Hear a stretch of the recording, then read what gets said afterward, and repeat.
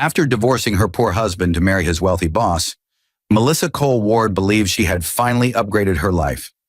Under the chandeliers of Dallas's most luxurious restaurant, she laughed at the man who once built her dreams, mocking him as the husband who could never afford her taste, unaware that the restaurant she managed, the penthouse she flaunted, and the very company she boasted about all secretly belonged to him. She thought she'd escaped poverty. She thought she'd married power. But what she didn't know was that Adrian Cole, the quiet man she humiliated, had already built a silent empire beneath her feet.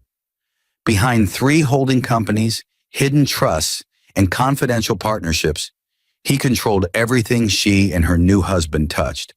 And when the world saw her arrogance, Adrian turned silence into strategy and heartbreak into the most brilliant act of financial revenge Dallas had ever seen. In court, truth became a weapon. DNA results shattered illusions, revealing that the children Melissa claimed as Adrian's belonged to her lover. Legal documents exposed her signature on every fraudulent account, while ownership deeds proved she'd been living in his buildings, working in his restaurants, and dining under his roof without ever knowing. Her empire wasn't real.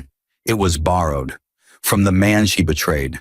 When Judgment Day came, she faced the same cameras that once adored her. But this time, the world saw her for what she truly was.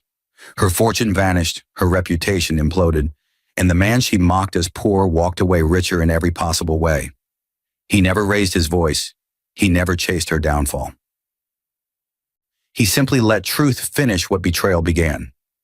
Viewers, have you ever seen kindness turn into power? Have you ever trusted someone so completely that their betrayal felt like a knife to the chest? What would you do if you had the power to return that pain? Not with anger, but with brilliance. Stay till the end. What this man did will make you question everything you think you know about love, money, power, and revenge. After divorcing her poor husband to marry his boss, Melissa Cole never imagined she'd one day stand beneath the same chandelier he once installed with his own hands, mocking him in front of people who once respected him. The night glimmered with expensive perfume and quiet cruelty. It was a corporate party inside the Silver Leaf, an award-winning fine dining restaurant in downtown Dallas. She didn't know the place. The restaurant she proudly managed belonged to the same man she had humiliated and discarded. Adrian Cole watched from a private balcony, expression calm, a glass of Cabernet still in his hand. He wasn't supposed to be there, or so everyone thought. To them, he was a ghost of the past, a failed husband who'd been too kind, too gentle, too ordinary for a woman like Melissa. But to the board members signing contracts that night, he was the silent majority shareholder, the man whose name was buried under 3 holding companies and a trust fund that owned half of Dallas real estate, including the very apartment building where Melissa and her new husband lived. She didn't know any of that. To her, Adrian was still the poor chef who couldn't afford her taste in handbags. "Do you remember my ex?" She laughed to a table of executives, her hand resting on the wrist of her new husband, Richard Ward, Adrian's former boss. He used to dream of owning a place like this. Bless his heart, he could barely pay the electricity bill. The table roared with polite laughter. The music swelled. Adrian's face didn't move, but his fingers tightened around the stem of his glass. It wasn't anger. It was focus, precision, the calm before a financial storm only he could see coming. He'd once believed in love strong enough to bankrupt his own future for her dreams. He'd worked 16-hour shifts to fund her degree, put her name on the mortgage, trusted her loyalty. But when she started coming home late, smelling of his boss's cologne, he convinced himself it was stress, not betrayal. By the time he saw the messages on her phone, it was too late. She had already filed for divorce, already chosen luxury over loyalty. Now, watching her wear diamonds bought with his former salary, Adrian wondered, not how she could betray him, but why he ever thought she wouldn't. Richard leaned over, whispering something into Melissa's ear that made her laugh again. Her laughter echoed across the hall, sharp, expensive, hollow.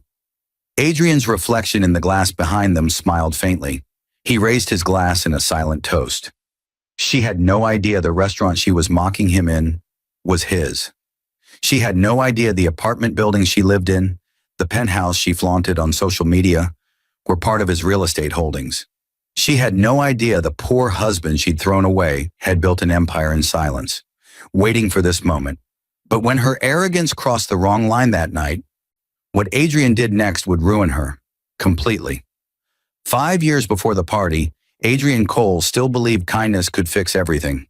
He worked as a sous chef under Richard Ward, a wealthy restaurant owner known for his ruthlessness and charm. Adrian was quiet, detail-driven, the kind of man who stayed late cleaning stations others ignored. His wife, Melissa, had dreams bigger than their one-bedroom apartment. Dreams of design school, art galleries, fine wine, and silk sheets. He remembered the first time she said, "I can't live like this forever." It was a rainy Thursday, the kind that made Dallas traffic crawl. She'd come home late from her new marketing job, heels in her hand, eyes tired. Adrian had spent the evening making her favorite, shrimp Alfredo, and had even lit candles, a small celebration of her new position. But she barely looked at the table. "Adrian," she sighed, unbuttoning her blazer, "you're content, aren't you?" He smiled, not yet realizing the danger in that question. "Content isn't a bad thing, Mel. It means peace." "No," she said softly. "It means stuck."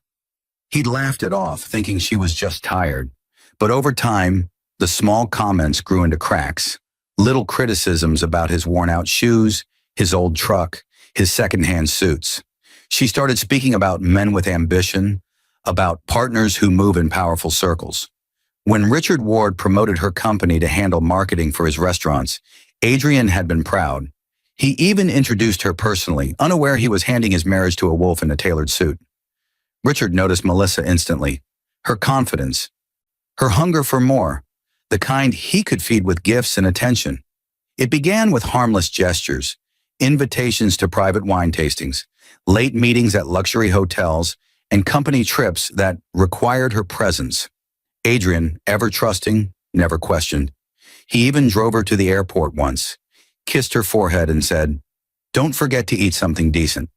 But Melissa had already begun to see him differently, not as the man who helped her climb, but as the weight she'd outgrown. When she spoke of Richard, her tone shifted. She admired his vision, his decisiveness. Adrian could hear it, the comparison unspoken but cruelly present. Still, he brushed it aside, convincing himself his wife simply respected her boss. He didn't realize how deep the betrayal ran until one evening, when she came home wearing a gold bracelet, one he hadn't bought. "Where did that come from?" he asked gently. "Oh, it's nothing," she said too quickly. "A company gift." He smiled, pretending to believe her. But that night, when she turned away from him in bed, whispering into her phone, he stared at the ceiling, the sound of rain outside blending with the quiet ache in his chest. He didn't know it yet, but that moment, the one where kindness met silence, was the beginning of the end. And in a world ruled by wealth and deception, kindness would soon become Adrian's most dangerous weapon. It began with a phone left unlocked. Melissa had fallen asleep on the couch after another late meeting. The clock read 12:47 a.m. The television flickered low light across her face, and the empty glass of Chardonnay on the table still smelled like honey and guilt. Adrian walked quietly across the living room to turn off the lights, and that was when he saw it. Her phone buzzed again. Richard Ward. "You look stunning tonight. Can't believe he still hasn't figured it out." Adrian froze. The message blurred for a moment, his mind refusing to translate it into meaning. Then another followed. "Melissa. He never will. He still thinks I'm out trying to impress you for a promotion." Poor thing. Poor thing. 2 words that detonated something in his chest. He didn't touch the phone again. Didn't scream. Didn't wake her. He just stood there, heart pounding in the quiet room, watching the woman he'd loved for 9 years sleep peacefully, while texting her lover about how blind he was. When morning came, he made her coffee like always. Pancakes, her favorite. She kissed his cheek, pretending nothing was wrong. Adrian smiled too, but inside something was changing, something careful, strategic, and far colder than anger. He called in sick that day, though he wasn't sick. He drove across the city, parking near the corporate district where Richard's luxury offices sat towering over downtown Dallas. He sat in his truck, staring at the name Ward Holdings printed in gold above the glass doors. That's when he realized how far he'd been played. His wife wasn't just cheating, she was building a future on his humiliation. Every dinner, every work trip, every excuse was a brick in the wall she was constructing to keep him small. He needed proof, real proof. He couldn't afford emotion anymore. By the following week, he'd contacted a private investigator. "Don't follow her in obvious ways," Adrian said calmly. "Just get me truth I can't unsee." The PI hesitated. "You sure you want that? Sometimes truth's worse than suspicion." Adrian met his eyes. "I already lost my marriage. I just need to know what else she took." For 2 days, he functioned like normal. He still packed her lunch, still texted her sweet reminders, still played the role of the devoted husband she believed she'd outsmarted. But inside, he was studying her every lie. The way her tone lifted when she said Richard's name, the way her perfume changed after meetings, the nervous pause before unlocking her phone. On the third night, the investigator called. "Got what you asked for." He delivered a file, photos, dates, hotel names, receipts. Adrian sat alone, flipping through them under a single lamp. His wife's laughter frozen in stolen moments. Her hand on Richard's chest, her head on his shoulder, her wedding ring still visible in every shot. He didn't cry. He just whispered, "All right." That single word wasn't surrender, it was declaration. Because from that night, Adrian Cole was done being kind. The divorce papers arrived on a Thursday morning. Melissa had them delivered through her attorney instead of facing him. No discussion, no tears, just a neat envelope resting on their kitchen counter like a declaration of war disguised as courtesy. Adrian stood there, staring at the bold letters, "Petition for dissolution of marriage," and realized she hadn't even waited a week after he'd stopped asking where she was at night. No fight, no explanation, just a signature waiting for his. She was marrying Richard. Everyone in the restaurant already knew. Dallas gossip had a way of crawling through kitchen vents. When she came home that evening, wearing a new diamond bracelet that glittered beneath the overhead light, she didn't even flinch when she saw the envelope still unopened. "You could have at least signed it," she said coolly, setting down her purse. "Dragging this out makes it harder for both of us." He nodded once. "You're right. It's just business, isn't it?" Her eyes narrowed, unsure if he was mocking her. "Adrian, let's not make this ugly. You'll be fine. You're strong in your own way. You'll find someone simpler." "Simpler?" He smiled faintly. "Like someone who doesn't want respect, only status?" She frowned. "Don't twist this. We just outgrew each other." He watched her walk into their bedroom, the last time she'd ever crossed that hallway as his wife, and whispered, "No, Melissa, you outgrew your patience." That night after she left, Adrian poured himself a drink and opened his laptop. He wasn't going to fight her in court over alimony or assets. He had a better idea. For years, he'd quietly invested small savings into real estate and startup ventures under the guidance of Evelyn Ward, Richard's sister, a brilliant financial strategist who liked Adrian for his integrity more than his title. Evelyn had once said, "Don't chase wealth, build systems that make it inevitable." So he did. Under a private LLC, Cole Investments, he began acquiring small restaurant properties, mostly struggling ones. Within 2 years, those would merge into a parent company, Silver Arc Holdings, which would later own the very restaurant Melissa would manage under Richard's firm. By the time the divorce was finalized, Adrian had already signed away everything visible, joint savings, car, house, just to make her think she'd won. But quietly behind the scenes, he was moving his new assets through layered corporations, trusts, and subsidiaries. The day she moved out, her lawyer sent a smug email confirming that Adrian had generously relinquished all marital property. Melissa toasted champagne with Richard that night, convinced she'd upgraded her life. But as she celebrated her victory, Adrian was signing a deed transfer in a downtown notary's office.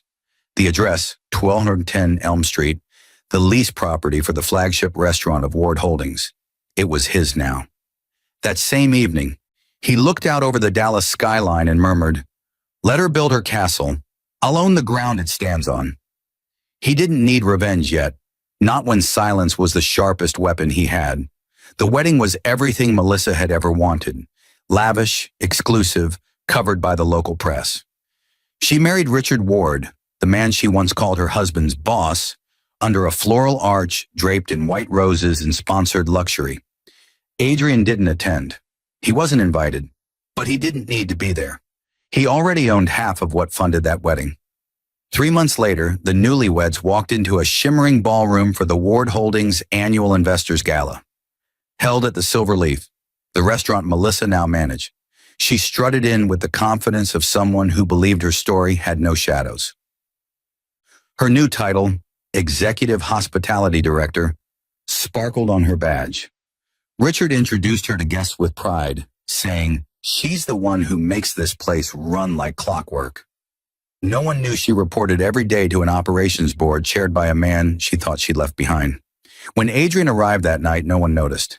He blended easily in his tailored navy suit, silent, deliberate, watching the woman who once called him unambitious now laugh in a circle of executives. He was no longer poor Adrian. His hair was shorter, his shoulders broader, his eyes harder. Time had forged him into something else entirely. Across the room, Melissa spotted him. Her laughter stuttered.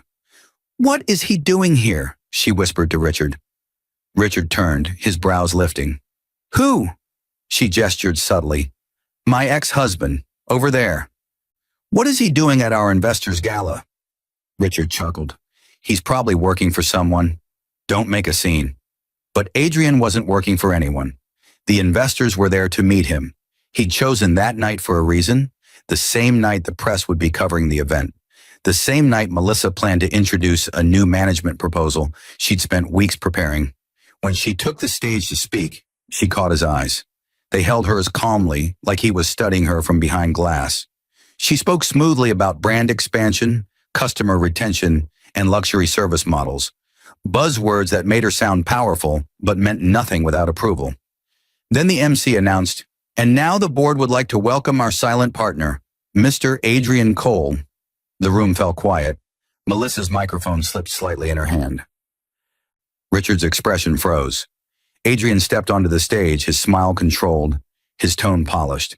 "Melissa," he said softly, "you've done well. This place runs beautifully." He turned to the crowd. "It's always good to see growth built on loyalty." It wasn't an attack. It was a reminder. Sharp, elegant, inescapable. The kind that leaves its mark in silence. When he left the stage, she stood frozen. No one else noticed her trembling hand clutching the podium. That night, as the photographers swarmed and reporters praised Adrian's mysterious return to the corporate scene, Melissa smiled through gritted teeth. "Shh," Richard whispered. "Ignore him. He's nothing." But deep down, she knew the tone in Adrian's voice. It wasn't bitterness, it was warning. And warnings from quiet men are never empty. 2 months after the gala, Richard Ward's empire began to shake, and no one understood why. On paper, everything looked fine. The restaurants were packed, the hotels were fully booked, and new investors were lining up. But behind the spreadsheets, things were bleeding quietly. It started with Silver Arc Holdings, a subsidiary no one realized Adrian controlled. Overnight, the lease agreements for 3 of Richard's flagship restaurants were renegotiated under new market conditions. Rent tripled. Legal clauses Melissa herself had approved as routine operational agreements now turned into corporate nooses. When Richard received the notice, he barked across his office, "Who the hell owns Silver Arc?" His accountant replied, "Some holding company, Delmont Trust, based out of Houston. No visible board members." Adrian smiled when he received the email forwarding that very question. He didn't need them to know it was him yet. Revenge wasn't about exposure, it was about erosion. Meanwhile, Melissa's perfect marriage was showing cracks. Richard had become distant, irritable, and suspicious. He accused her of mismanaging budgets, of overspending, of caring more about events than results. At first, she fought back. Then when he snapped at her in front of staff during a brunch service, she saw something cold in his eyes, something that reminded her of the man she'd left. Adrian. But unlike Adrian, Richard didn't believe in forgiveness. One Friday night, Melissa sat in their penthouse scrolling through emails when she noticed an overdue notice from their building's management. Rent due, $7,500. She frowned. This must be wrong. We own this unit. But they didn't. The building, the Alston Residences, had recently changed ownership. The new landlord had restructured lease agreements.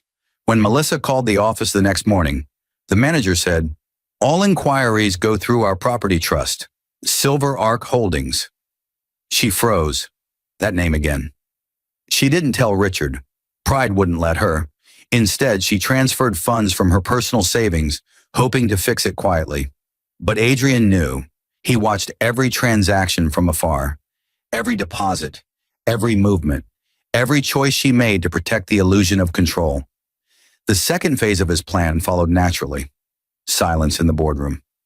Evelyn Ward, Richard's sister and Adrian's quiet ally, began steering investors away from Ward Holdings, redirecting their money into Adrian's projects.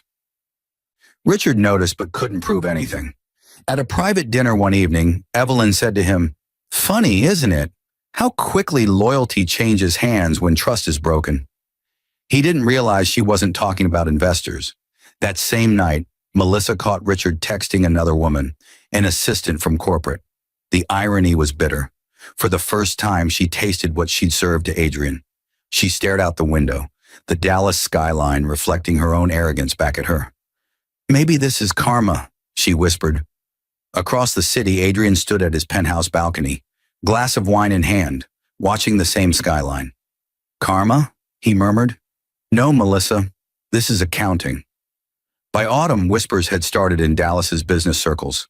Subtle, poisonous things that spread faster than fact. Something was wrong with Ward Holdings. Vendors weren't being paid on time. Investor funds were delayed for auditing. And a mysterious internal report suggested irregularities in the company's tax filings. No one could trace where it started, but the first email leak came from a concerned financial auditor.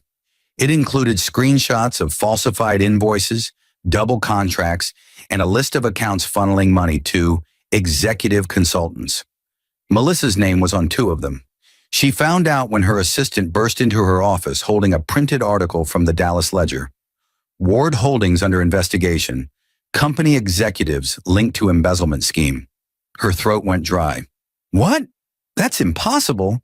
Her phone rang before she finished. It was Richard, his voice like acid. "What the hell have you done?" "Me," she choked. "You approved those payments. They were part of your expansion fund." "Don't lie to me," he shouted. "You're the one who signed off on every transaction.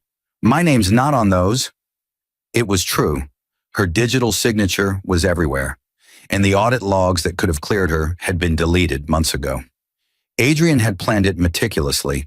Months earlier, he'd hired an independent auditing firm under the pretense of a silent investor compliance check. They'd gathered everything: emails, payment trails, even metadata linking Melissa's corporate accounts to offshore transfers Richard had orchestrated under her credentials. He didn't need to accuse them. He just needed to let the truth breathe. Within a week, regulators froze Ward Holdings accounts. Suppliers withdrew contracts. Reporters swarmed the restaurant Melissa once proudly ran, demanding statements. Her phone exploded with messages, former colleagues, journalists, even old friends asking if the rumors were true. Richard stopped answering her calls. The night it all broke, she showed up at his office. "Richard, please, we have to do something. This isn't just bad PR, it's criminal." He looked up from his desk, eyes empty. "You signed it, Melissa? You're the fall person now." "Fall person?" she repeated, voice trembling. He leaned back. "Every empire needs someone to take the hit. Congratulations." That was the first time she realized Richard had never loved her. She wasn't his equal. She was his liability. Meanwhile, Adrian met privately with attorney Laura Briggs, his calm, razor-sharp legal counsel. "Are you ready to move to the next phase?" she asked. He nodded. "I want the court filings clean. No vengeance, just facts." Laura smiled slightly. "Then let's dismantle them by their own signatures." The following morning, a lawsuit hit the Dallas County Court, Cole versus Ward Holdings, for breach of fiduciary duty, slander, and fraud. The headlines shifted overnight. Ex-husband of alleged embezzlement, executive files $40 million lawsuit, claims defamation and breach of contract. Adrian didn't care about the money. What mattered was the narrative. because now the world would see Melissa the way she had once seen him. Small, desperate, and powerless. The courtroom was packed. Reporters, legal observers, and a few familiar faces who'd once whispered behind Adrian's back. The air buzzed with tension as the judge adjusted her glasses and said, "Proceed, Counselor Briggs." Laura Briggs, Adrian's attorney, stood. Every word out of her mouth was calm, sharp, surgical. "Your Honor, we intend to show not only financial misconduct, but personal deception, acts of fraud that go beyond corporate lines." Melissa sat at the defendant's table beside Richard Ward, both trying to appear composed.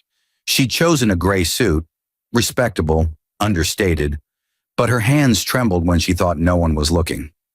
Adrian sat across from them, silent. He hadn't looked at her once since the trial began.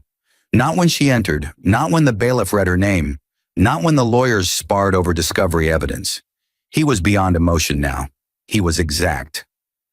"Mrs. Ward," Laura began, pacing slowly, "you testified under oath that you and Mr. Cole shared 2 children, correct?" "Yes," Melissa said carefully, "Daniel and Sophie." "And you've claimed Mr. Cole has refused child support since your divorce?" "That's correct." Laura turned to the judge. "We request permission to submit Exhibit 47B, the results of a court-ordered paternity test conducted last month." A murmur rippled through the courtroom. The judge frowned. "Proceed." Melissa's eyes darted toward Richard, who stared straight ahead. Laura handed the document to the clerk, then faced Melissa again.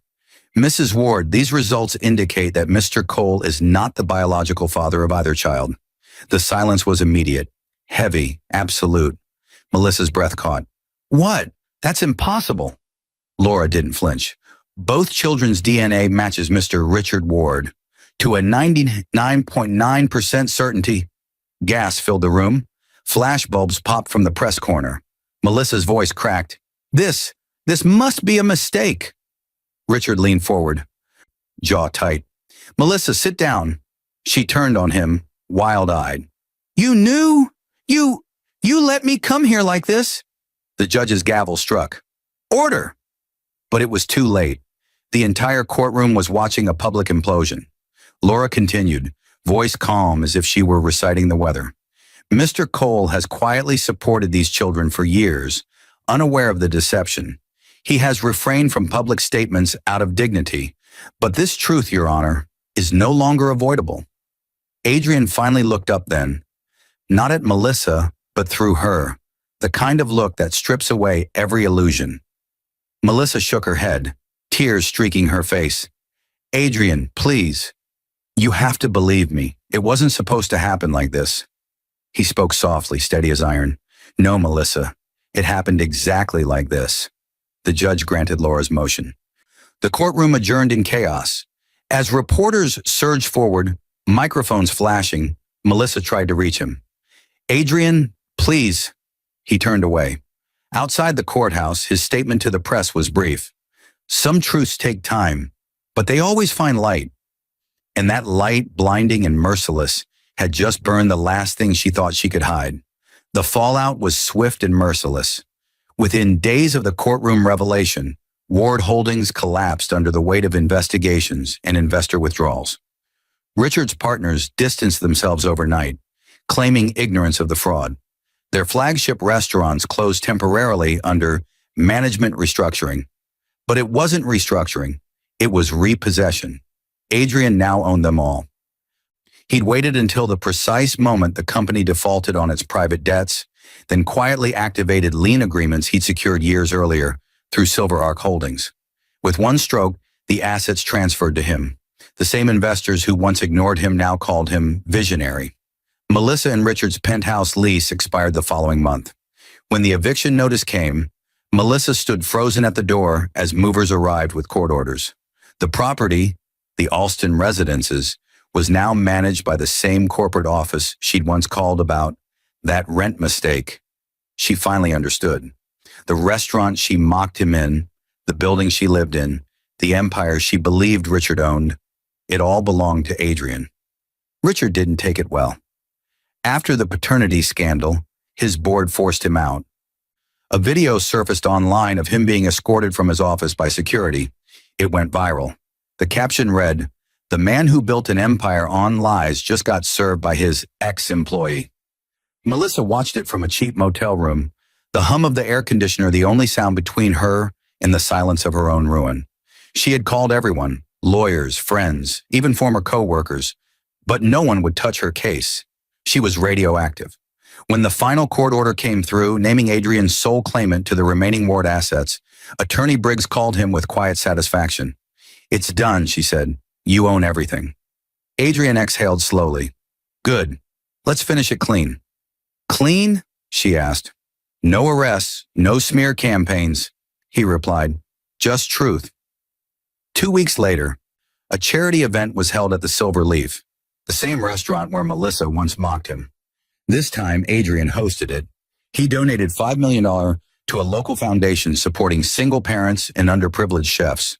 Cameras flashed as he stood at the same podium she once claimed with arrogance.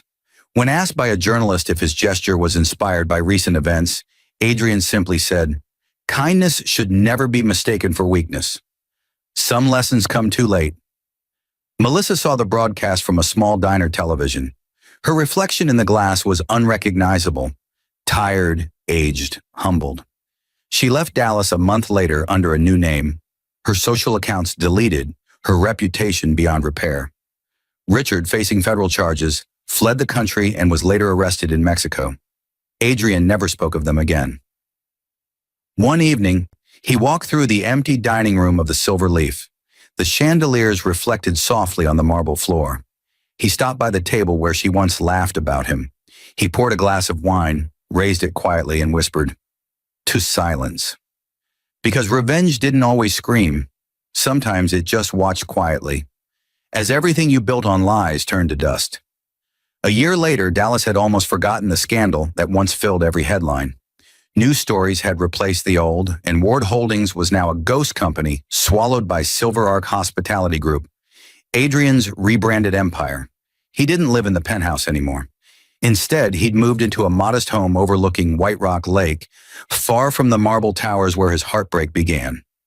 The silence there wasn't empty, it was earned. Some evenings, he still walked through the restaurant district. The Silver Leaf had never been more successful. 5-star ratings, Michelin attention, celebrity bookings. But Adrian rarely went inside anymore. He preferred to watch from across the street, blending in with the crowd.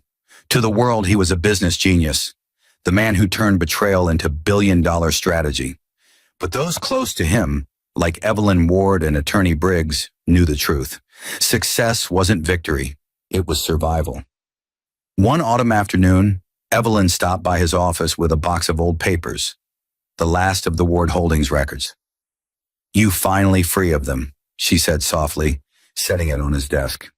Adrian smiled faintly. "Freedom feels strange when you've spent years chasing it through fire." She looked at him for a moment. "Do you ever regret it?" "What you did?" He paused, considering. "No," he said honestly, "but I regret what made it necessary." She nodded slowly. "That's the difference between you and them." Later that evening, Adrian drove to the edge of the city, to the same small diner where he and Melissa used to eat when they were young and broke. The booths were the same, the smell of coffee unchanged. He sat alone, ordered her favorite, shrimp Alfredo, and watched the sunset spill gold across the parking lot.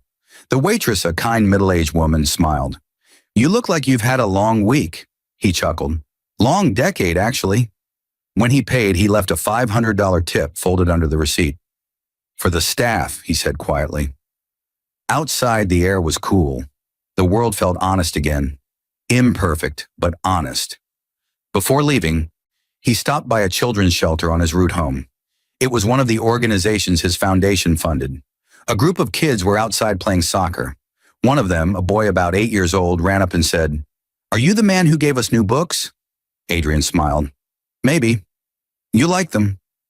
The boy nodded eagerly. "Yeah, my favorite's about a chef who saves a town." Adrian's throat tightened. He knelt, resting a hand on the boy's shoulder. "Then make sure you finish it, all right? The ending matters." As he drove away, the city lights blurred in his rearview mirror, and he realized revenge had never been the destination. It had only been the bridge, one he had finally crossed. The chapter was closed. The pain had meaning. And for the first time in years, Adrian Cole smiled without bitterness.